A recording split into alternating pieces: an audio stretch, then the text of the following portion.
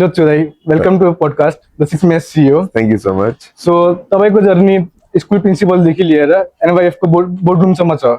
त्यसको बिचमा के कस्तो कस्तो परिस्थितिहरू थियो र तपाईँको कहानी कहाँबाट सुरु हो त्यो बताइदिनुहोस् हामीलाई। Okay. So 2064 मा मैले एसएलसी दिएर so I went to Kathmandu. मैले त्यति बेला ए लेभल्स गरेको थिएँ. So I didn't know A levels भने के हो. मलाई +2 भन्ने मात्रै थाहा थियो बिकज हाम्रो धनगढीमा या सुदूरपश्चिममा कतै पनि ए लेभल्सको कन्सेप्ट थिएन हैन. सो ए लेभल्स भन्ने एउटा नयाँ कुरा पढ्दै जाँदाखेरि चाहिँ सो मलाई अलिकति त्यहाँबाट नै अलिकति फरक कुराहरू मैले त्यहीबाट सिक्न मौका मिल्यो. जस्तै ए लेभल्स पढ्दा पढ्दै मेरो +2 को साथीहरू पनि हुन्थ्यो. सो ए लेभल्समा मैले म्यानेजमेन्ट हैन साइन्स र ह्युम्यानिटिज तीनटा सब्जेक्ट आफै चुज गरेर आफ्नो कम्बिनेसन बनाएर पढ्न पाउँदाखेरि चाहिँ सो मलाई चाहिँ अलिकति अचम्म लाग्यो र रमाइलो पनि लाग्यो. सो मैले सोचे हैन ए लेभल्स भनेको फेरि युके को बोर्ड्स थियो अनि एजुकेसनमा पनि यस्तो फरक कुराहरू हुँदो रहेछ. हामीले पढ्दाखेरि तिम्रो कस्तो हुन्थ्यो भने अहिले पनि त्यही नै छ. हाम्रो क्वेशन्स रिपिट नहुने हैन. अनि the moment you enter the examination hall हैन you not even allowed to pick up the pen you drop के हैन. त्यस्तो माहौलमा म पढ्दै गएँ. सो मलाई चाहिँ अलिकति सुरुमा गाह्रो पनि भयो. पछि बिस्तारै बिस्तारै ए लेभल सक्यो. ए लेभल सकेपछि मैले आफ्नो कम्प्युटर इन्जिनियरिङ डिग्री तिर लाएँ. एकदम त्यो फरक थियो के. त्यहाँ त चिट चोर्न पाउनु पर्छ भनेर आन्दोलन हुन्थ्यो के. फेरि म फ्रस्ट्रेट हुन थालेँ हैन यो के भयो भनेर.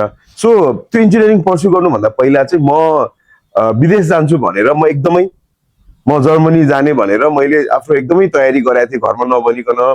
तर पछि अब जानुभन्दा त भन्नै पर्यो हैन. सो भन्दाखेरि चाहिँ मलाई घरबाट नजाऊ तिमी ब्याचलर्स यही गर बरु पछि मास्टर्समा जाऊ भन्ने कुरा भएपछि ल ठिकै छ नि त भनेर सो मैले ब्याचलर्स यही गरेँ. गरिसकेपछि मैले कम्प्युटर इन्जिनियरको कामहरू गर्न थालेँ हैन. आइटी कम्पनीहरू जोइन गरेँ. मलाई मजा आएन. सो त्यसपछि मैले अलिकति मेरो म यो एन्टरप्रेन्योरशिप भन्ने कुरा ममा कसरी आयो भन्ने कुरा चाहिँ मैले मेरो काकाहरू 6 महिनालाई युएस जाँदै हुनुहुन्थ्यो अनि उहाँहरूको प्रिन्टिङ प्रेस थियो. मैले त्यो 6 महिना चाहिँ मलाई अङ्कलले भन्नुभयो तिमी यहाँ बस अनि यो चलाऊ. यो हामी 6 महिना अमेरिका जान्छौँ. यहाँको रेन्ट तिमी तिर स्टाफ स्यालेरी तिमी तिर बाँकी तिम्रो प्रफिट भन्ने कुरा गर्नुभयो कि. अनि मलाई एकदमै इन्ट्रेस्टिङ लाग्यो. सो सुरुमा 1 महिना मलाई काम सिक्न लाग्यो.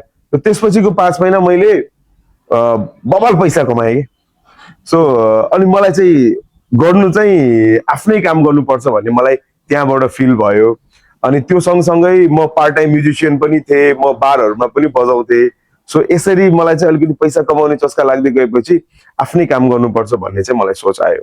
सो यति भइसकेपछि म त्यसपछि इन्जिनियरिङ सकेर केही वर्ष काठमाडौँ बसिसकेपछि आई केम ब्याक टु धनगढीमा. अब मेरो बुवाले त्यति बेला झन्डै 30 वर्ष भइसकेको थियो स्कुल चलाएको.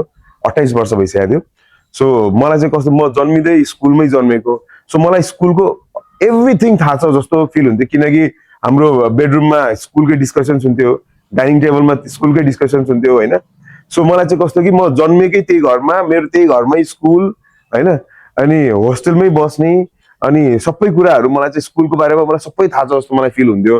सो मलाई चाहिँ के गर्ने भन्ने कुरा सोच्न नसक्दा चाहिँ म पहिला धनगढी जान्छु म आफ्नै स्कुलमा केही लाइक पढाउँछु अनि त्यसपछि मलाई अलिकति केही आइडिया आएपछि म गर्छु भनेर अनि म त्यसरी मैले 1-2 वर्ष जस्तो स्कुलमा काम गरेँ बुवासँग. बुवाको स्कुलमा म एज अ टिचरकै रूपमा फुल टाइम टिचर भएर काम गरेँ. अनि यसो सोच्दै जाँदाखेरि चाहिँ यो स्कुलमा चाहिँ अहिले मोन्टेसरी स्कुलहरूमा अलिकति धनगढीमा मोन्टेसरी अलिकति राम्रो मोन्टेसरी स्कुलको अलिक खाँचो छ हैन भन्ने कुरा चाहिँ मलाई अलिक रियलाइज हुँदै गयो. किनकि अहिले पेरेन्ट्सहरू प्राय वर्किङ पेरेन्ट्स हुन्छ हैन. बुवा पनि काम गर्ने आमा पनि काम गर्ने बच्चालाई हेर्न उनीहरूलाई एकदमै गाह्रो. सो खाना खुवाइदिने हैन अनि सबै कुरा गरिदिने एउटा खाँचो छ जस्तो मलाई फिल भएर मैले चाहिँ अब गार्डनरमै अपग्रेड गर्ने कि नयाँ गर्ने भनेर म चाहिँ अलिकति दोधारमा परेँ. अनि मेरो एकजना साथी हुनुहुन्छ उहाँले चाइल्ड साइकोलोजीमा त्यति बेलामा पिएचडी गर्दै हुनुहुन्थ्यो. अनि मैले उसलाई भेटेँ अनि उसले चाहिँ मलाई आइडिया दियो डु वान थिङ तिम्रो बुवाले गरिराख्नु भएको छ तिमीले त्यसमा एकदमै ठुलो चेन्ज ल्याउन सक्दैन. तिमीले जुन कन्सेप्टमा गर्न खोजिरहेछ तिमी आफ्नै गर आई विल हेल्प यु भन्नुभयो. अनि ऊ पनि मसँग यही धनगढी नै आयो अनि हामीले यसो रिसर्चहरू गर्यौँ स्कुलहरूको बारेमा अनि के फेसिलिटिजहरू के कुराहरू चाहिन्छ नयाँ कुरा के गर्न सकिन्छ हामीले रिसर्च गर्यो 2076 मा मैले गार्डनर्स प्याराडाइज स्कुल भनेर स्कुल स्टार्ट गरेँ सो यसमा चाहिँ हामीले सुरुमा प्री स्कुल मात्रै गर्यौँ हैन प्री स्कुलमा चाहिँ अब अर्ली चाइल्डहुड देखि नै हामीले केयर गर्ने बिहान 9 देखि बेलुका 5 सम्म केयर गर्ने हैन 3 टाइम मिल दिने हैन अनि उनीहरूलाई एकदमै घरको जस्तो मिल घरको जस्तो व्यवहार घरको जस्तो बेड सबै कुरा एकदम घरकै फिल होस् किनकि सानो बच्चाले पढ्ने कुरा त पछिको कुरा हो पहिला त उसले धेरै कुरा बेसिक्स कुराहरू उसले पहिला आफूले पाउनु पर्यो केयर पाउनु पर्यो अनि उसले त्यसपछि बल्ल सिक्दै जान्छ सो स्कुलले पढाउने मात्रै होइन एउटा डिसिप्लिन हैन त्यसपछि एउटा उसले पाउनुपर्ने केयर र म्यानर सबै कुरा प्रोभाइड गर्नुपर्छ कि त्यो नभइकन बच्चाको एउटा ग्रोथै हुँदैन जस्तो मलाई लाग्छ हो सो त्यसपछि मैले स्कुल गरेँ स्कुल मैले स्टार्ट गर्ने बित्तिकै कोभिड आयो सो फर्स्ट इयर मेरो इन्भेस्टमेन्ट भयो हैन इन्भेस्टमेन्ट गरेँ मैले 2076 मा I started with I think I had only 3 students 3 जना मात्रै थियो मसँग वैशाखको महिनामा सो हामीले काम गर्यो मसँग स्टाफ म लगाएर 4 जना थियौं हैन म प्रिन्सिपल एकजना म्याम कोअर्डिनेटर प्लस अकाउन्टेन्ट एकजना चाहिँ teacher just for the 3 students अनि एकजना उनीहरूलाई केयर गर्ने सिस्टर सरसफाइ गर्ने सो 4 जना भयो अनि गाडी चाहिँ अब मैले गाडी आफै चलाएर बिहान म ड्राइभरको रोल गर्थेँ हैन एक राउन्ड गाडी चलाएर बच्चा बोक्थेँ बिस्तारै बढ्दै गयो 2 3 बाट 5 7 10 20 मलाई लाग्छ हामी त्यो वर्ष 30 जना जस्तो बच्चा बनाउन हामी सफल चाहिँ भयौं तर त्यही वर्ष फागुनदेखि न जस्तो लाग्छ फागुन चैतबाट कोभिड स्टार्ट भयो अब 25 देखि 30 जना बच्चा पनि भइसकेको छ स्टाफको संख्या पनि अलिकति 4 बाट 6 पुगिसकेको थियो अनि कोभिड भयो अब घर रेन्टमा लिएको छु अनि टिचरहरूलाई स्यालेरी दिनै पर्यो हैन अब फी माग्न गाह्रो पढाएको छैन कसरी फी माग्ने अब स्टाफलाई त स्यालेरी दिनु पर्यो उसको घर त मैले गर्दा चल्छ सो त्यो अलिकति समय चाहिँ मलाई गाह्रो भयो अनि मेरो मम्मीले एक दिन भन्नुभयो कि हामी खाना आइरहेको थियौँ हैन सो हाम्रो त सबै इन्कमको बाटो बन्द भयो छोरा हैन किनभने अब त मेरो बुवाले 30 वर्ष भन्दा बढी भइसक्यो अहिले त 35 वर्ष भयो हैन 30 वर्ष भन्दा बढी भइसक्यो स्कुल गरेको अब उहाँलाई पनि अरू व्यापारहरूमा त्यस्तो केही पनि भनौँ न आइडिया पनि भएन स्कुलै उहाँलाई ठिक लाग्यो अनि मम्मीले एक दिन भन्नुभयो अब के गर्ने त अनि ठ्याक्कै त्यो बेलामा हामीले अब कोभिड भएपछि हाम्रो होस्टेल थियो होस्टेलहरू सबै हटायौँ हामीले अब हटाउनै पर्यो अनि त्यसपछि अब होस्टेल अब चल्दैन पनि होला अब गर्नु पनि हुँदैन भनेर मैले चाहिँ ल ठिकै छ अब यो टाइममा के गर्नु म आफ्नो घर रेनोभेट गर्छु भनेर म घर रेनोभेट गर्नतिर लागेँ घर रेनोभेट गर्दाखेरि म आफ्नो रुम डिजाइन गर्दै थिएँ हैन मैले फर्निचरै भेटाइनँ मलाई चाहिएको जस्तो आउटडोर फर्निचर मैले धनगढीमै भेटाइनँ मलाई चाहिएको जस्तो बेडै भेटाइनँ अनि यो कुराले चाहिँ मलाई एउटा कुरा के क्लिक गर्यो भन्दाखेरि अलिकति प्रिमियम फर्निचर अलिकति डिजाइनर फर्निचरहरू राखेर कुनै काम गर्दा खोल्दाखेरि क्याफेहरूलाई पनि टार्गेट गर्न सकिन्छ घरहरूलाई पनि टार्गेट गर्न सकिन्छ भनेर मलाई चाहिँ के फिल भन्दाखेरि ल लेट्स डु दिस भनेर मैले चाहिँ होम डेकोरको कन्सेप्ट लिएर आएँ जसमा चाहिँ घर सजाउनेदेखि लिएर हैन घरमा चाहिने फर्निचर्सहरू र एकदम स्टाइलिस र प्रिमियम भनौँ न अनि त्यो पनि अफोर्डेबल प्राइसमा भन्ने कुरा चाहिँ अनि मैले रिसर्चहरू गरेर त्यसपछि मैले चाहिँ दाहाल होम डेकोर भनेर एउटा मैले मेरो अर्को एउटा भेन्चर आई थिंक मैले यो 2 वर्षभित्र नै गरेको दुईटा चाहिँ सो त्यो पनि गरेँ सो त्यसपछि चाहिँ मैले एनवाईएफ जोइन गरेको हो एनवाईएफ को जर्नी चाहिँ कसरी स्टार्ट भयो भन्दाखेरि मेरो साथी एकजना त्यतिबेला एनवाईएफ कैलालीमा आएको 1 वर्ष मात्रै भएको थियो सो फर्स्ट एजीएम मा चाहिँ अब मलाई मेरो साथीले बोलाउनु भयो यस्तो एउटा संस्था छ जोइन गरौँ न भन्नु म पनि अलिकति म कुनै पनि संस्थामा थिएन ल वाइ नट मेरो साथीहरू पनि रहेछ रमाइलो पनि होला कहिलेकाहीँ भन्ने सोचले चाहिँ मैले एनवाईएफ जोइन गरेको हो आई थिंक यो चाहिँ 2017 को कुरा हो या 18 को कुरा हो हैन मैले जोइन गरिसकेपछि मलाई एनवाईएफ ले के गर्छ भन्ने कुरा बुझ्नै 1 वर्ष जस्तो लाग्यो हैन किनकि त्यति बेलामा अब सब च्याप्टरै नयाँ थियो कसैलाई पनि राम्रोसँग आइडिया थिएन सो त्यो गर्दा अनि म 2-3 वर्ष भइसकेपछि मलाई एनवाईएफ चाहिँ एकदमै राम्रो संस्था लाग्यो किनभने यसले च्यारिटी भन्दा पनि आफ्नो मेम्बरहरूलाई ग्रो कसरी गराउने एन्टरप्रेन्योरशिप भनेको के हो हैन अनि त्यसमा लर्निङहरू के गर्न सकिन्छ भन्ने कुराहरू चाहिँ एनवाईएफ ले थालेपछि मलाई एकदम रमाइलो भयो। मैले नेसनल इभेन्ट्सहरू त्यसपछि अटेन्ड गर्न थालेँ र नेसनल इभेन्ट अटेन्ड गरेपछि मेरो नेटवर्क मेरो सर्कल चाहिँ एकदमै फरक र एकदम डाइभर्स हुन गयो कि। किनकि मेरो साथीहरूसँग मात्रै मेरो सर्कल थियो, त्यसपछि बिस्तारै मेरो स्कुल्सहरूबाट स्कुल प्रिन्सिपल र टिचर्सहरूसँग मेरो सर्कल हुन थाल्यो भने अब चाहिँ मेरो व्यापारीहरूसँग सर्कल हुन थाल्यो कि। अनि त्यो सर्कलले गर्दा चाहिँ मलाई मेरो व्यापार चाहिँ मैले गर्नुपर्छ र नयाँ नयाँ आइडियाहरू चाहिँ त्यसरी आयो र यसरी मेरो चाहिँ जर्नी सबै कुराको जर्नी चाहिँ यसरी स्टार्ट चाहिँ भएको। अनि तपाईँले भन्नुभयो बिचमा कि तपाईँ कोभिडको बेला तपाईँले स्कुल चालु गर्नुभयो। यस। अब त्यतिखेर लस त भयो होला, त्यसलाई तपाईँले कुपअप कसरी गर्नुभयो, त्यो लसलाई कसरी रिकभर गर्नुभयो अनि त्यसलाई तपाईँले अर्को ठाउँ इन्भेस्टमेन्ट लागि कसरी आफूलाई मोटिभेट गर्नुभयो? सो त्यति बेला यस्तो भयो, अब मैले स्कुल त गरेँ होइन, स्कुल लगानी गर्दाखेरि अब केही पैसा मेरो इन्भेस्ट त भयो नै होइन, र त्यो मात्रै भएको भए पनि मलाई त्यस्तो फरक पर्दैन थियो। तर जस्ट कोभिड मैले त स्टार्ट हुनु कोभिड आउनुभन्दा अगाडि नै गरेको हो नि त, मैले त वैशाखदेखि गरेको, कोभिड फागुन चैतमा आएको हो। त्यो सुरुको फेज मलाई अलिकति स्ट्रगल गर्दा गर्दै बित्यो, फाइदा हुने कुरै भएन। ब्रेक इभनमा पुग्न लाग्ला जस्तो लागेर अब 8-10 जना मैले अरू स्टुडेन्टहरू थप्न सक्यो भने चाहिँ ब्रेक इभन हुन्छ जस्तो मलाई फिल हुने बेलामा चाहिँ कोभिड भयो। मलाई लस त्यसपछि चाहिँ भएपछि अब के गर्ने त।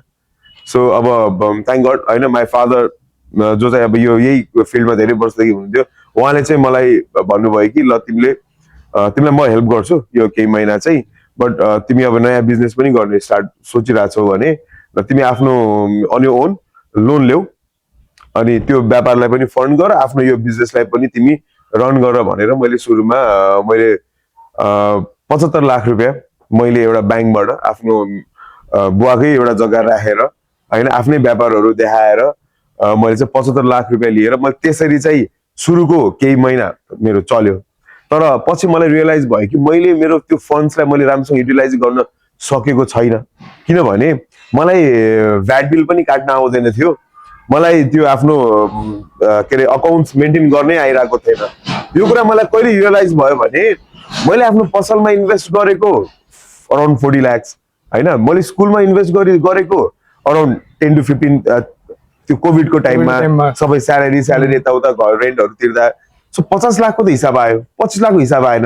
त्यो 25 लाख कहाँ गयो भन्दाखेरि त त्यो ब्याङ्कले त त्यसैबाट तान्दो रहेछ। सो मलाई कहाँ के मिलेन होइन, तिमीलाई लागिरहेको होला नि के मिलेन के मिलिरहेछ नि हिसाब भन। मलाई त्यो रियलाइज भयो, त्यो 75 लाख रुपियाँ मैले डुबाए त नभनौँ, तर मैले सिक्न चाहिँ धेरै कुरा सिकेँ त्यसबाट।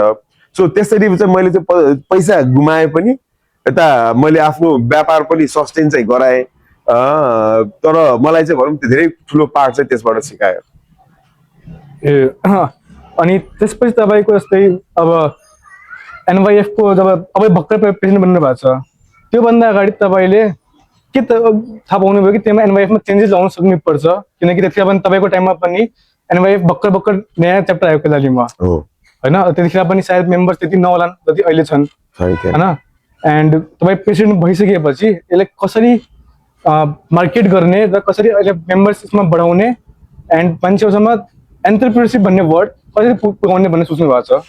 सो एन्टरप्रेन्योरसिप भनेको एउटा क्वालिटी हो जस्तो लाग्छ मलाई होइन। यो भनेको चाहिँ कस्तो कि अब doesn't matter you're first generation businessman और सेकेन्ड और लाइक थर्ड जेनेरेसन होइन, त्यो फ्यामिली बिजनेस भन्ने कुरा doesn't matter, the way you do it that matters होइन। सो NYF ले चाहिँ के गर्छ भन्दाखेरि कैलालीको कन्टेक्स्टमा भनौँ, यो NYF एज अ होलको कन्टेक्स्टमा NYF ले के गर्छ भन्दाखेरि एउटा for example doesn't matter I am an established entrepreneur and you are like you just started होइन। सो हामी दुइटामा एन्टरप्रेन्योरसिप NYF ले के गर्छ भन्दाखेरि मबाट तिमीलाई के सिक्न मिल्छ भन्ने कुरा चाहिँ NYF ले त्यो प्लेटफर्म मिलाइदिन्छ क्या।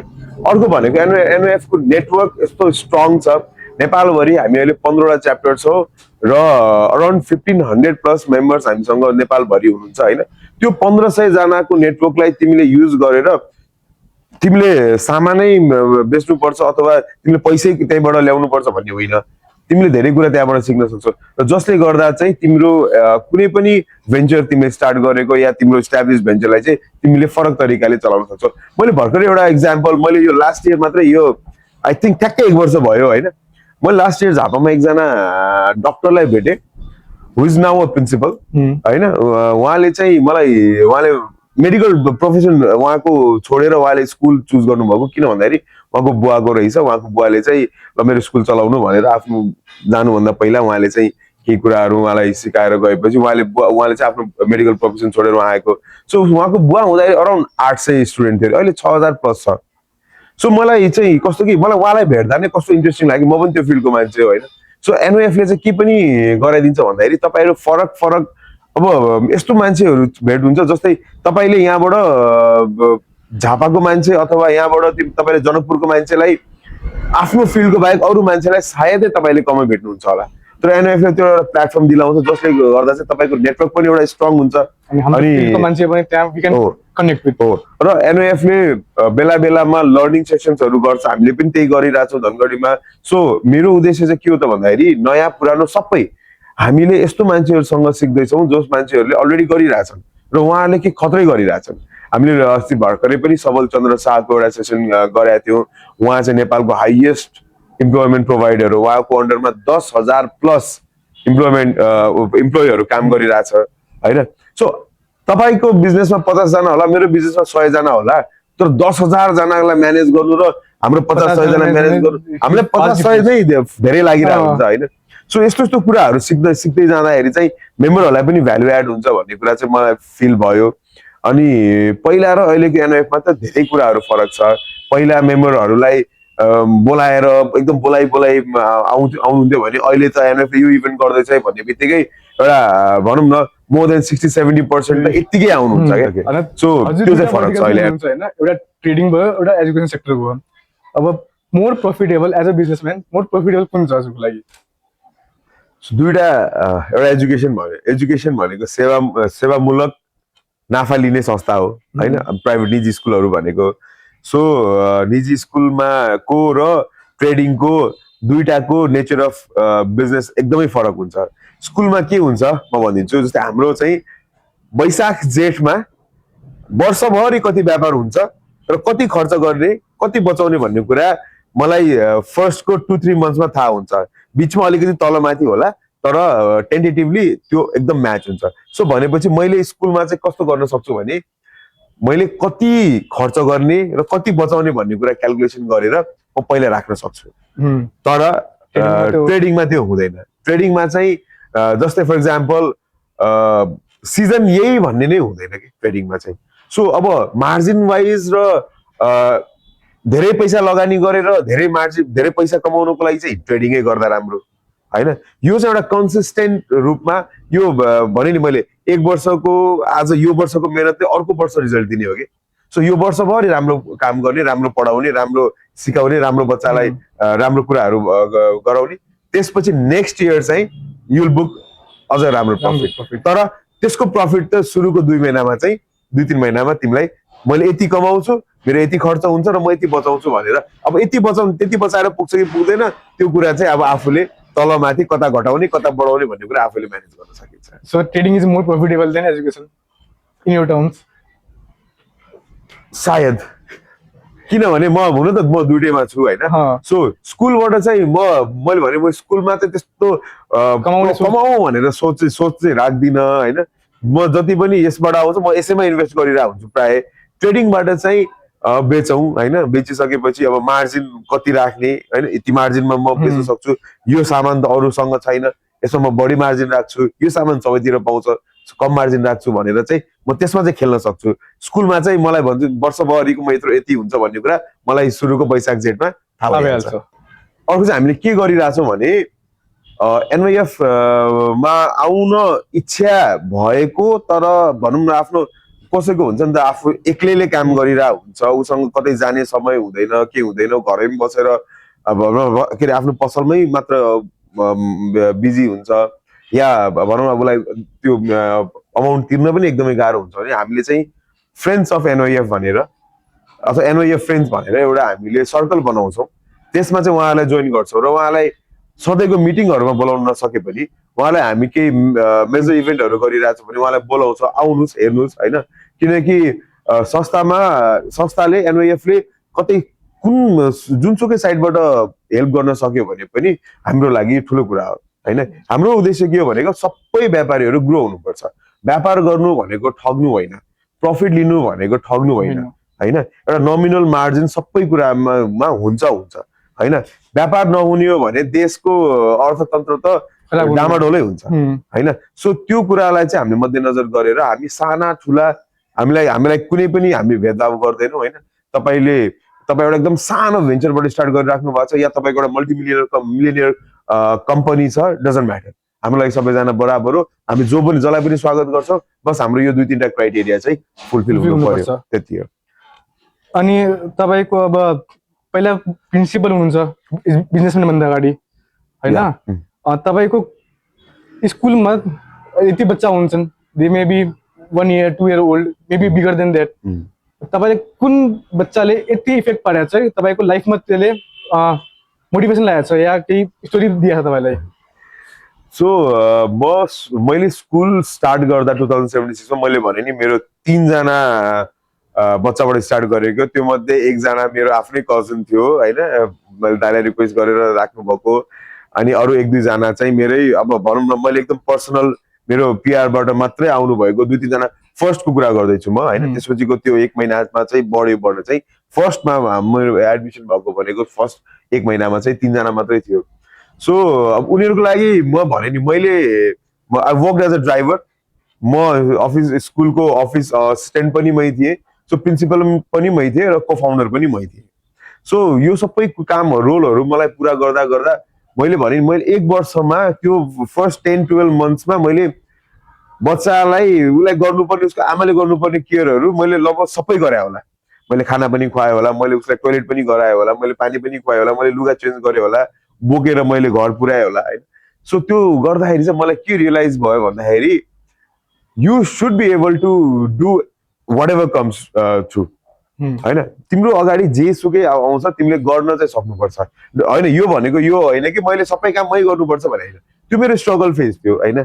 म धेरैजना स्टाफ राख्न सक्दैन थिएँ, मेरो भ्याउँदैन थियो, सो त्यो भएर मैले गरेको। अब now what I do, I manage, I just sit on my desk and I manage होइन। अनि म लेसन प्लानहरू बनाउँछु होइन।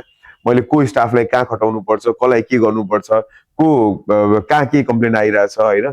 So I look through that होइन। अहिले सबै गर्नको लागि मसँग अहिले मेरो टिम यो सानो स्कुलमा आई हेभ 95 स्टुडेन्ट्स, अनि हाम्रो क्यापेसिटी नै 100 जना हो होइन यो स्कुलमा। सो अहिले मसँग मेरो स्कुलमा मात्रै 20 जना स्टाफहरू अहिले मेरो अन्डरमा, 19 जना मेरो अन्डरमा काम गरिरहेको छ। म गरेर लाएर म 20 जना भएँ।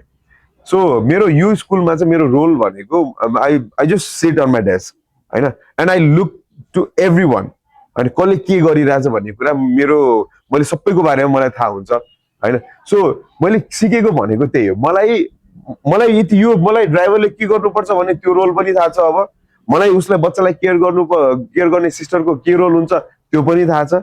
मलाई गेटमा बस्ने गेटपाले दाइले के काम गर्नुपर्छ, घन्टी कुन बेला लाउनुपर्छ, मलाई 5 मिनट ढिलो भयो भने पनि मलाई त्यो टाइम थाहा हुन्छ क्या।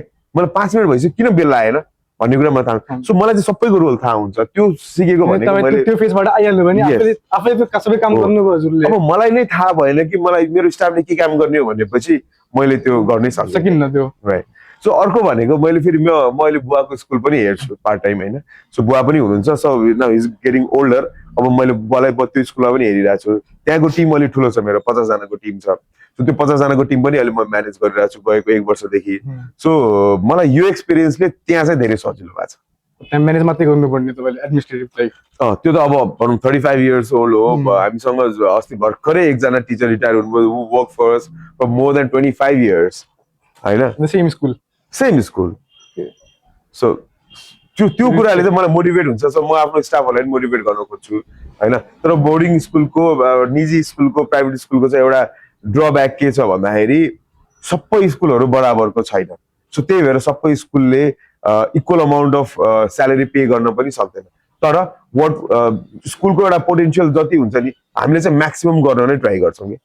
सो सरकारी स्केल सकेसम्म मिट होला होइन, नभए भने पनि म्याक्सिमम कति पे गर्न सक्छ त्यसले गर्न सकिन्छ। अब मैले अस्ति उहाँ सरसँग कुरा गर्दै, सर 27 वर्ष त काम गर्नुभयो तपाईँले यहाँ, सो रिटायर हुँदा अहिले गभर्मेन्ट अफिसबाट रिटायर हुँदा तपाईँको राम्रै पैसा आउँथ्यो।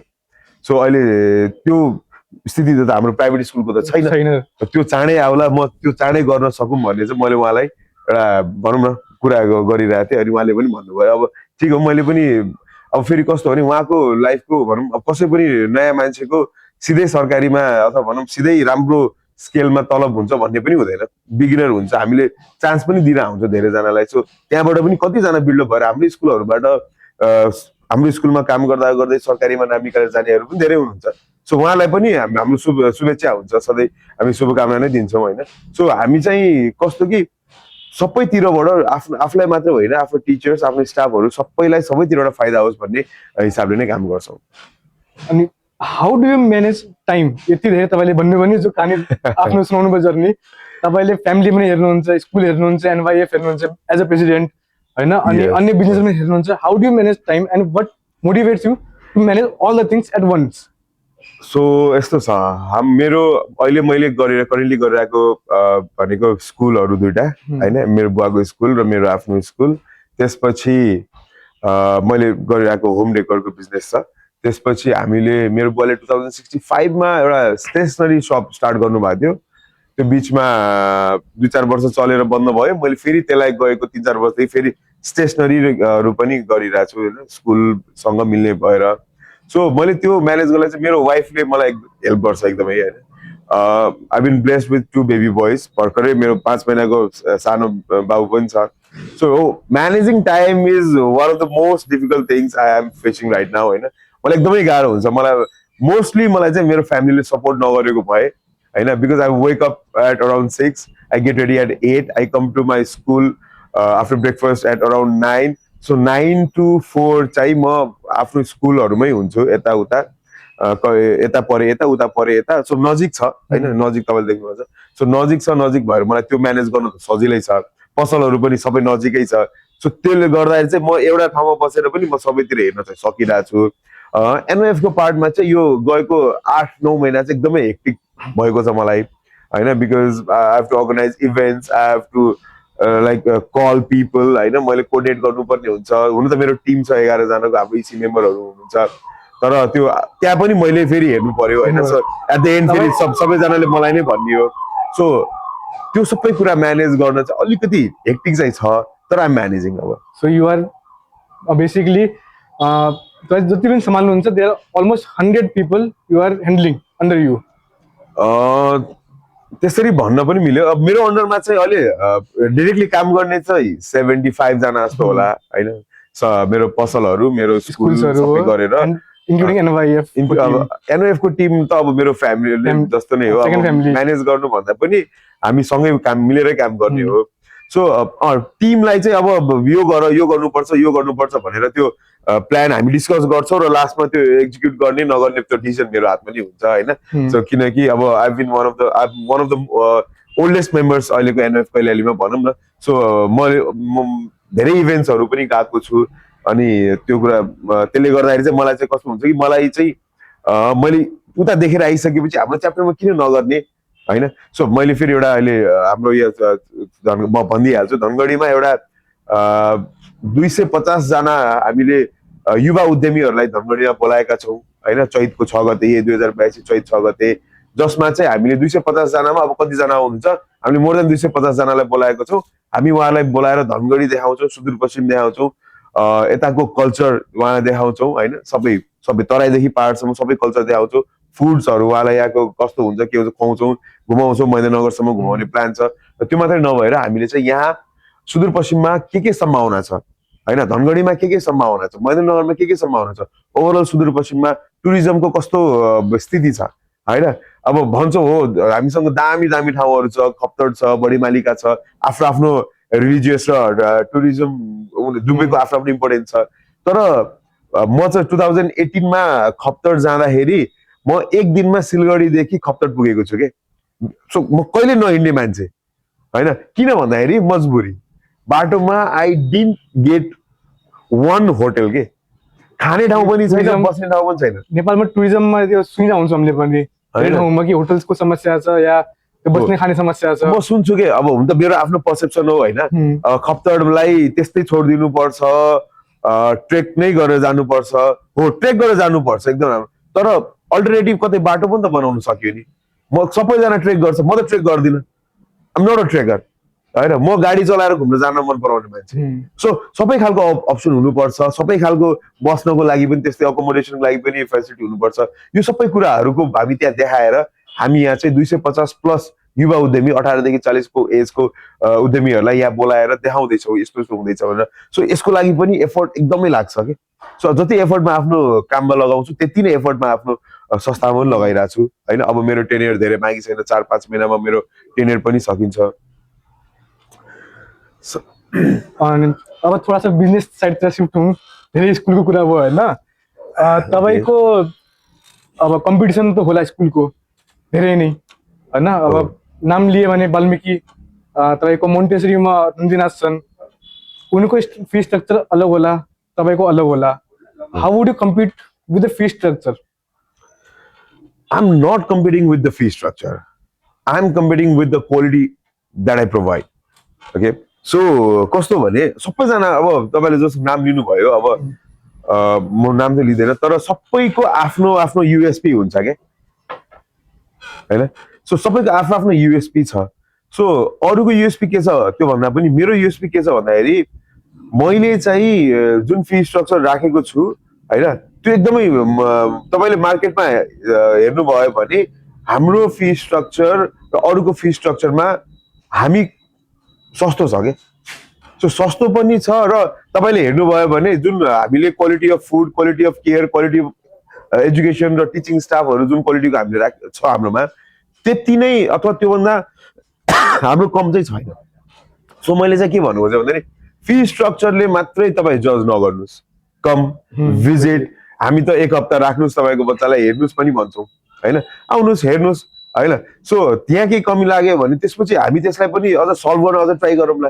होइन तपाईँले चित्त बुझ्छ भने राख्नु so I'm not competing with the fee structures मलाई फी स्ट्रक्चर भन्ने कुरा मैले अर्काको कति छ र मैले कति राख्नुपर्छ भनेर म त्यसरी चाहिँ जाँदिनँ सो मलाई मेरो कस्ट कति छ होइन मैले कतिसम्म लिँदा ठिक हुन्छ र मैले यति राख्दाखेरि चाहिँ कुन लेभलको किनकि अभियसली फी अलिकति प्राइभेट स्कुलहरूमा फी राख्नै पर्छ किनकि स्यालेरी दिनुपर्छ स्यालेरी तपाईँको आफ्नो पनि खर्च होइन सबै किनकि अब भनौँ इलेक्ट्रिसिटीदेखि लिएर हरेक कुराको बिल चाहिँ आउँछ नि त होइन फी त हुनुपर्छ तर कुन राख्ने भनेर त्यो चाहिँ मैले चाहिँ त्यो अरूसँग कम्पिटिसन चाहिँ गर्दिनँ मेरो चाहिँ आफ्नो रिक्वायरमेन्ट अनुसारको फी स्ट्रक्चर हुन्छ र त्यही अनुसारले हामी चल्छौँ अब धेरै प्यारेन्ट्सको हामी मुखबाट सुन्छौँ कि त्यो स्कुलको फिज यति बढी छ होइन यसको क्वालिटी राम्रो होला स्कुलको कम छ यसमा क्वालिटी के होला are parents paying for the infrastructure marketing or they are paying for their own child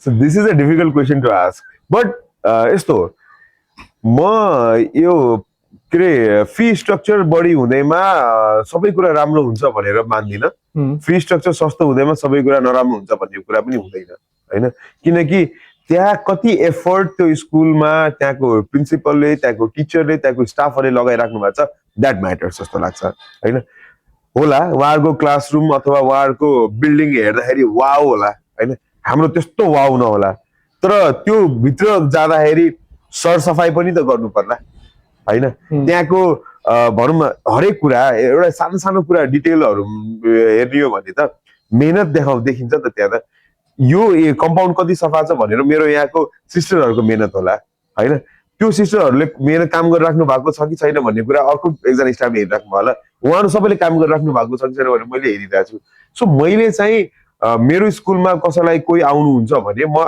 आउनुहोस् ल आजै एडमिसन गर्नुहोस् र यो हुँदैन रिफन्ड हुँदैन यो हुँदैन पनि भन्दिनँ कि मैले पहिला चाहिँ आउनुहोस् एक हप्ता हेर्नुहोस् तपाईँले सबै कुरा हामी सबै कुरा हामी पेरेन्ट्सलाई हामी फेरि पर मन्थ तपाईँले यदि तिर्नुपर्छ भने चाहिँ त्यति नै तिर्नुपर्छ त्योभन्दा 1 रुपियाँ पनि तपाईँले एक्स्ट्रा तिर्नु पर्दैन होइन सो मैले सुन्छु होइन अब कति यति 10,000 भनेर राखेको बिल आउँदा कहिले 12 गाउँछ कहिले 13 गाउँछ कहिले 1500 पनि पुग्छ हाम्रोमा त्यस्तो हुँदैन सो हाम्रो फर इक्जाम्पल 8,000 छ या 7,000 छ भनेपछि तपाईँले 7,000 तिर्ने हो 7,000 1 रुपियाँ पनि तिर्नु पर्दैन सो हामीले चाहिँ त्यसरी गर्छौँ र यो फीको कुरा भन्ने चाहिँ अब हो स्कुलहरूको आफ्नो खर्चले पनि त्यो डिटरमाइन चाहिँ हुन्छ होइन मैले सबैलाई मेरो सस्तो छ यहाँ आउनुहोस् भनेर भन्नुभन्दा पनि सबैको स्कुल हेर्नुहोस् होइन अब उहाँहरूको फी स्ट्रक्चर हाई छ त उहाँको खर्च पनि त्यति नै होला त्यसले गर्दाखेरि पनि फी स्ट्रक्चर हाई हुन सक्छ हैन, त्यो कुरा चाहिँ हुन सक्छ। द्याट्स त्यो एउटा मिथ जस्तै त नबन्नु त्यसो भए, त्यो मिथ त होइन। मिथ होइन किनकि अब यो के कुरा भने जस्तै फर इक्जाम्पल मैले मेरो एउटा स्कुल बनाएँ अब होइन, आई थिङ्क म चाहिँ धनगढीमा फुल्ली पुरै बिल्डिङै एसी वाला भएको मैले स्टार्ट गरे हो कि। अरू स्कुलमा एसी त थिए तर एउटा दुइटा थियो होइन, फुल्लै त्यो पुरै मोन्टेसरी नै प्री स्कुल नै फुल्ली त्यो एयर कन्डिसन थिएन, मैले स्टार्ट गरेको। सो मैले त्यो स्टार्ट गर्दाखेरि मैले जुन फी राखेँ त्यो फी अरू स्कुलमा पनि थियो जहाँ एसी छैन। सो मैले त्यो यदि मैले एसी नराख्ने हो भने मेरो फी स्ट्रक्चर अझ कम हुन्छ कि, किनकि मैले 10वटा एसी चलाउँछु भने मेरो at the end of the month मेरो बिल पनि त त्यो हिसाब पाउँछ। सो फी पनि त्यही हिसाबले राख्नु पर्यो होइन। सो त्यसले गर्दाखेरि त्यो पनि थोडा एउटा सानो ऱ्यापिड फायरतिर सिफ्ट होइन, धेरै एकदम सिरियस टक भयो। तपाईँको पर्सपेक्टिभ के छ त्यो कुराहरूमा होइन? सो नेटवर्किङ अर यो स्किल्स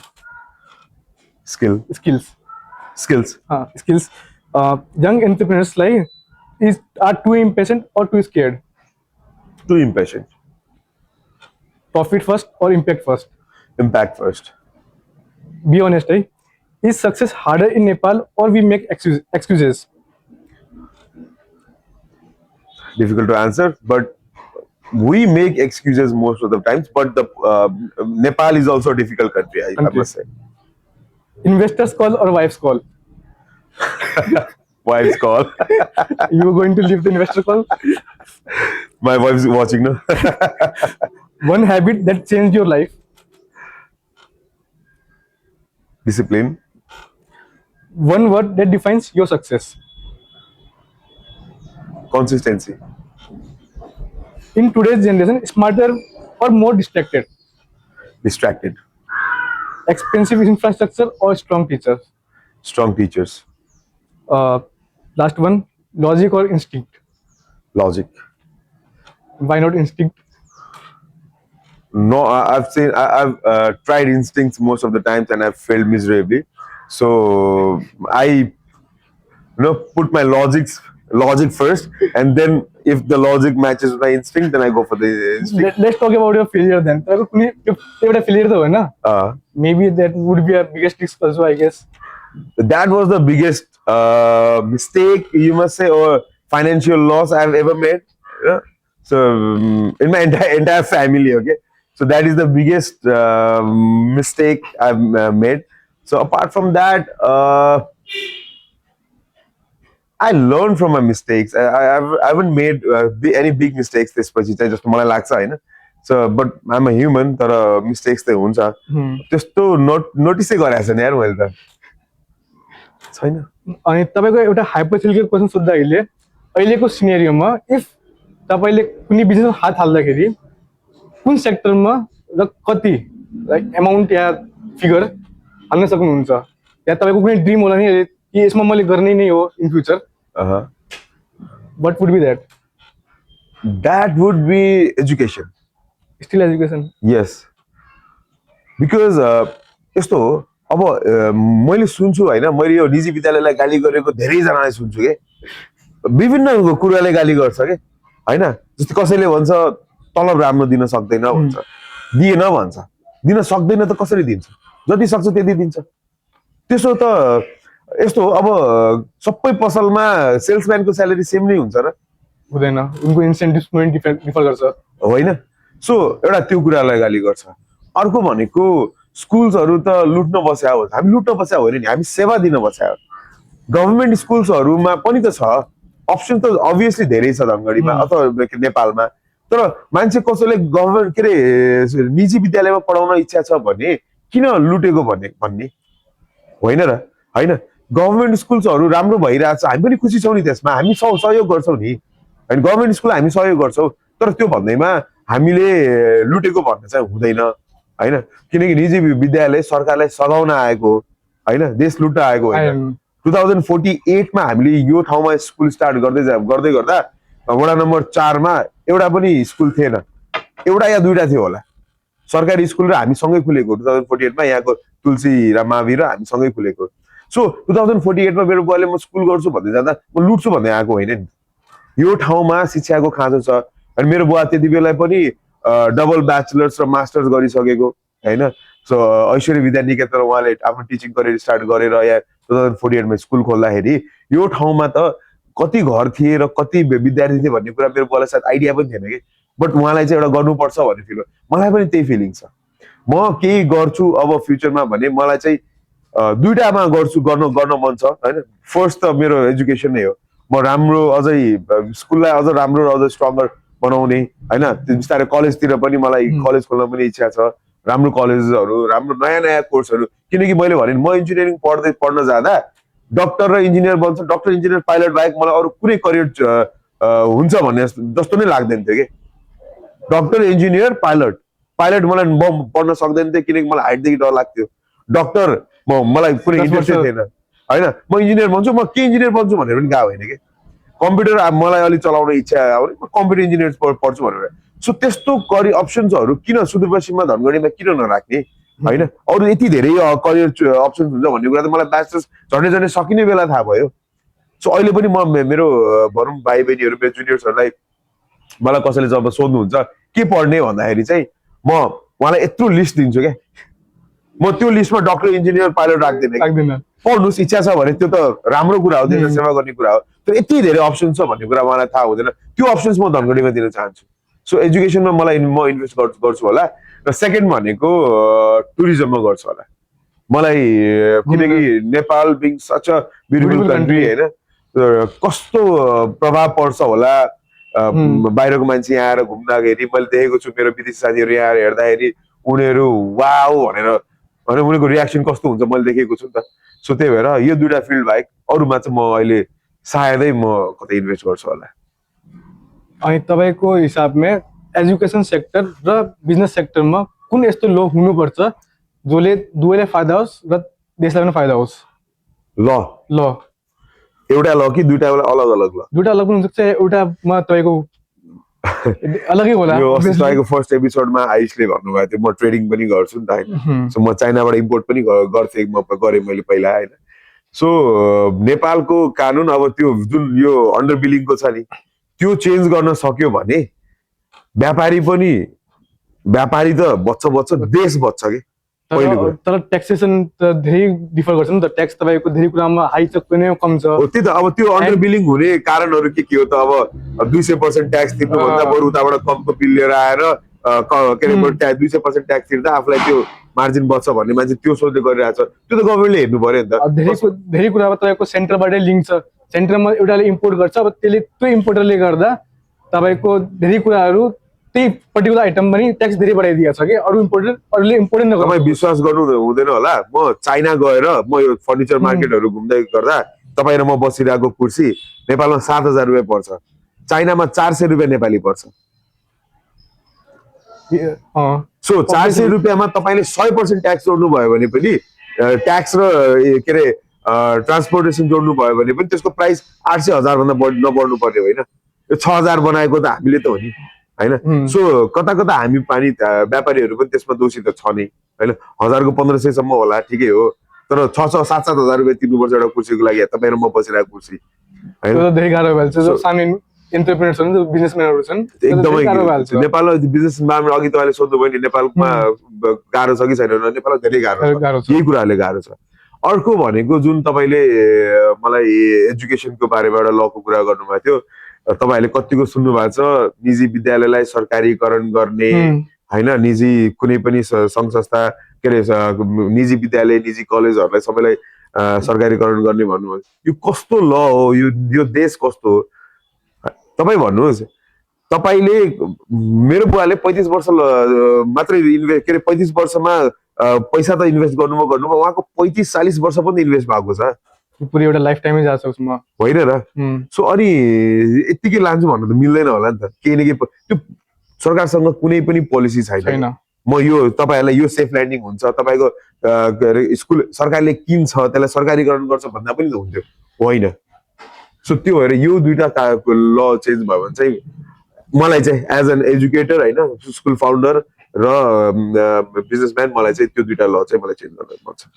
अब लास्ट एन्डमा जाउँ होइन। लास्टको दुइटा क्वेसन। एउटा हामी धनगढी बस्ने मान्छे होइन, पेलालीमा बस्ने यहाँको एजुकेसन सिस्टम र सेन्ट्रलको एजुकेसन सिस्टममा यति डिफ्रेन्स किन?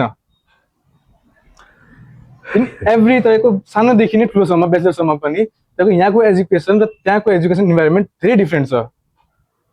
सेन्टर भन्दा काठमाडौँ काठमाडौँ पोखरा बहुत ठुलो सिटी छ नि त यिनीहरू। काठमाडौँ भन्छु म चाहिँ होइन, किनकि अरू सब किनकि यो काठमाडौँ हुनुको one of the biggest reason भनेको नै माइग्रेसन हो। तपाईँ जस्तो मान्छे, तपाईँ म जस्तो मान्छे, हामी जस्तो मान्छे, हामी कतिजना बसिरहेछौँ धनगढीमा होइन? छैन।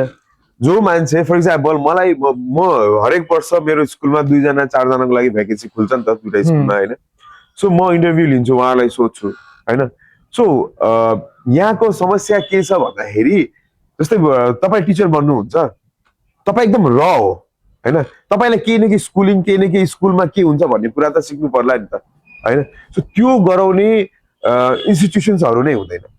सो मैले कस्तो मान्छेलाई हायर गर्छु जो मान्छे एकदमै र छ, just came out of university होइन, या स्कुल भनौँ न, हाई स्कुल युनिभर्सिटीबाट आएकोलाई, अनि म उसलाई त्यसपछि बल्ल म ग्रुम गर्छु। अब म कस्तो ग्रुम गर्छु त्यस्तो उहाँ भन्नुहुन्छ क्या। सो सबैजना राम्रो हुन्छ भन्ने छैन। सबैजना आफैमा पैसा लगाउँदैमा स्कुलको के अरे सबै राम्रो हुन्छ र?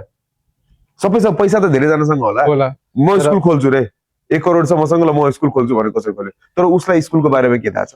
क्वालिटी दिन सक्दैन फेरि त्यसले होइन। सो उसले सिकाएको मान्छेले के सिक्छ होइन? सो यो सबै कुराले गर्दा यहाँ म्यान पावरको सर्टेज एकदमै छ।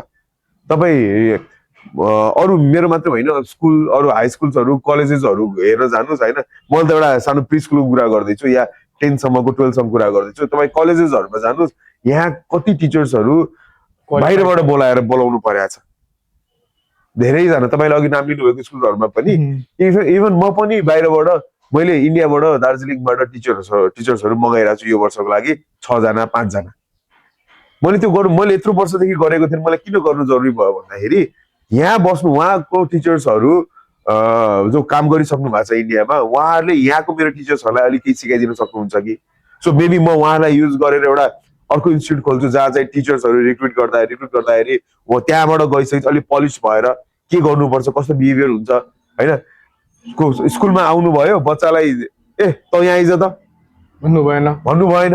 हाम्रो घरमा बोल्ने बोली र स्कुलमा बोल्ने बोली फरक हुनु पर्यो होइन। त्यो बच्चासँग कसरी बोल्नु, अहिले त होइन तिमी पनि होइन तपाईँ भन्नुपर्छ बच्चाहरूलाई। हामी हाल खाउन मिलेन, छुन मिलेन, त्यो होइन। त्यो यस्तो कुराहरू उहाँलाई अब स्कुलमा आइसकेपछि ग्रुम गर्दाखेरि चाहिँ के हुन्छ भने समय पनि लस हुन्छ, स्कुललाई पनि लस हुन्छ, र त्यो सिक्ने मान्छेले त्यो सिकाउने मान्छेबाट कस्तो कुरा सिक्दैछ त्यो पनि म्याटर गर्छ। सो त्यही भएर एजुकेसनमा क्वालिटी नभएको होइन कि म्यान पावर अलिकति यहाँ सर्टेज भएर नै त्यो क्वालिटी दिन नसकेको। मेन पावरको कुरा गर्दा अब यहाँ तपाईँको हायरिङ पनि छैन कि। जस्तै अब म्याक्सिमम बिबिए बिकमको हायरिङ तपाईँको ब्याङ्कमै जान्छ सिधै एज ए इन्टर्न। तर अब तपाईँको इन्जिनियर साइड चाहिँ हेऱ्यो भने त यिनीहरूसँग न प्रोजेक्ट गरे हुन्छ न यहाँ त्यस्तो कम्पनी छ जसले हायर गरोस्। अब मानौँ कुनै कम्पनी छ त्यसले हायर गर्न खोजिरहेको छ, तर रेज्युमे अब हाम्रो त्यो लाइनमा रेज्युमे भयो, तपाईँको टेक्निकल साइड हेरिन्छ बढी, त्यस्तो स्किलको मान्छे नै छैन। इभन द टिचर तपाईँको पढाउने स्कुलमा पनि स्टुडेन्ट पनि त्यति स्किलफुल छैनन्। त्यो किन हुँदैन भने जस्तै यहाँ प्रोडक्सन भएको छ, अब यहाँ कतिजना एमबिए गरेर बसेको छ, अथवा भनौँ यहाँ अहिले त एमबिए त सायद 1-2 कलेजमा हुन्छ। अहिले कति भयो, 1 वर्ष 2 वर्ष भयो या 4 वर्ष भयो होला, त्योभन्दा अगाडि यहाँ धनगढीमा हुँदै हुँदैन थियो। जो मान्छे काठमाडौँ गएर या दिल्ली गएर एमबिए गर्छ ऊ त त्योभन्दा माथिको सोच्छ नि, अब दिल्लीबाट म कहाँ जाने या काठमाडौँबाट म अस्ट्रेलिया जाने होइन। सो त्यो भएर यहाँ प्रोडक्सनै भइरहेको छैन भने त्यो मान्छे यहाँ किन बस्छ? जस्तै फर इक्जाम्पल तिमी इन्डिया पढेर आयो, तिमी त इन्डिया पढेर यहाँ केही गर्छु भनेर बस्यो, तिमी जस्तो कतिजना बसेको छ र यहाँ? छैन नि। म फर्केर आएँ होइन, म विदेश जानुपर्ने मान्छे, मलाई घर परिवारबाट नजाऊ भनिसकेपछि ल ठिकै छ नि त यही बस्छु भनेर म फर्केर आएँ। तर मेरो साथीभाइहरू त म्याक्सिमम विदेशै छ नि, उनीहरू पनि यहाँ बसेको भए त उनीहरूले पनि केही गर्थ्यो होला होइन। त्यसपछि उनीहरूले हायर गर्न सक्थ्यो, हायर गर्ने डिमान्ड र सप्लाई त त्यही हो नि होइन। डिमान्ड मलाई त्यस्तै गाह्रो भइरहेछ होइन। सो यही समस्या, यहाँ लगानी गरेर पहिला यहाँ प्रोडक्सन हुनु पर्यो म्यान पावर प्रोडक्सन हुनु पर्यो, त्यसपछि उनीहरूलाई हायर गर्ने कम्पनीजहरू आफै खोज्छ क्या। लकिली मेरो सर्कल चाहिँ बाहिर जान खोजेन, सो वी आर लाइक अब यहीँ केही गरौँ भन्ने सोचेर बसेका छौँ हामीहरू। त्यही त, हामी त हामी सबैजना यहाँ केही गरौँ भनेर बसेको त हो नि। सो अब हामी जस्तो सोच भएर अरू पनि मान्छेहरू यसरी नै बस्न थाल्यो भने चाहिँ नियर फ्युचरमा चाहिँ यो कुराहरू चाहिँ तिमीले भनेका जुन समस्याहरू छ यो कुराहरू चाहिँ सबै समाधान हुन्छ। अब लास्ट तपाईँको एउटा सिंगल पिस अफ एडभाइस तपाईँको वरपरको एन्टरप्रिनर्स, स्टुडेन्ट्स, यहाँ बस्ने मोटिभेसन, यहाँ बिजनेस गर्ने मोटिभेसन, यहाँ जब गर्ने मोटिभेसन कसरी दिनुहुन्छ? Okay, don't go with the flow. म चाहिँ मेरो एउटा फ्रेज हो होइन, म प्रायलाई सबैलाई भन्छु don't go with the flow. मेरो साथीले रेस्टुरेन्ट खोल्यो, म रेस्टुरेन्ट खोल्छु, डोन्ट डु द्याट। मेरो साथीले फोटो खिचिरहेछ, क्यामराम्यान राम्रो फोटो खिचिरहेछ, उसमा त्यो क्वालिटी थियो र खिचिरहेछ, उसले मेहनत गरेको छ।